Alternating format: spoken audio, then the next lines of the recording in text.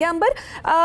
क्या ख्याल है, क्या इसहाकडार मईशत को बयानात की हद तक बेहतर कर लेंगे या फिर वाकई उनके पास कोई ऐसे फार्मूलाज हैं जो वो एकदम से तब्दीली ले आएंगे, सब ठीक हो जाएगा?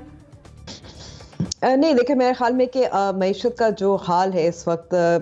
मेरे ख्याल में जो ट्राइड एंड टेस्टेड कोई भी है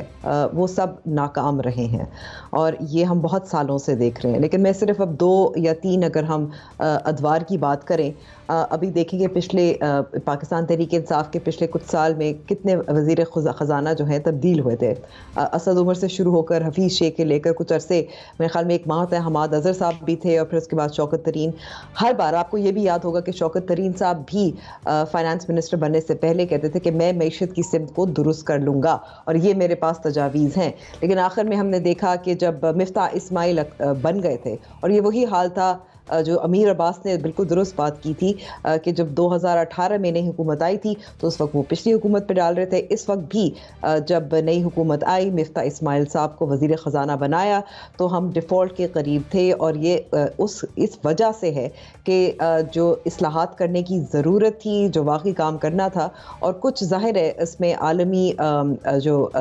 शॉर्टेजेस मसाइल हैं जिसमें कोविड हो, ग्लोबल सप्लाई चेन हो वगैरह वगैरह, वो सब शामिल हो, लेकिन हम डिफ़ॉल्ट के करीब थे और बचा लिया। मिफ्ता इस्माइल साहब ने बहुत मुश्किल फैसले लिए। उनके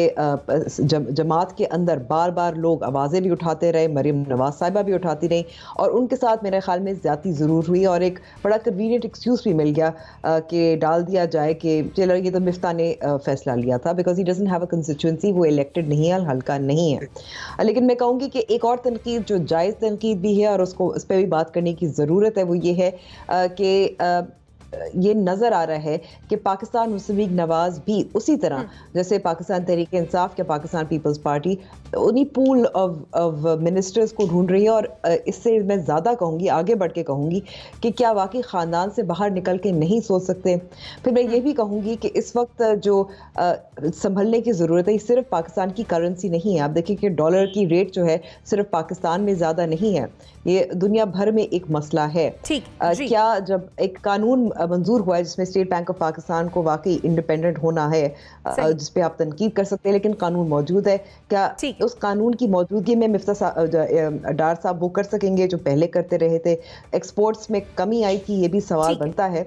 तो हम ये भी, लेकिन मैं आखिरी बात मैं बस करना चाहूंगी, आसानियों के लिए मैं आखिरी बात कहूंगी कि ये जो बार बार तब्दीलियां आपको नजर आ रही हैं इस दौर में, यानी कि कोalition गवर्नमेंट में और पीटीआई के दौर में, आपको नजर आ रहा है कि किसी से भी मईशत संभल नहीं पा रही, इसलिए क्योंकि जो फंडामेंटल्स हैं और उसमें आपकी अखराजात हैं, उसमें आपके टैक्सेस हैं और उसमें आपके जो तिजारती खसारा है और सर्कुलर डेट है, nobody is able to resolve those issues। ये बार बार वजीर खजाना तब्दील करने से ये नहीं संभलेगा। ठीक है, आपका पॉइंट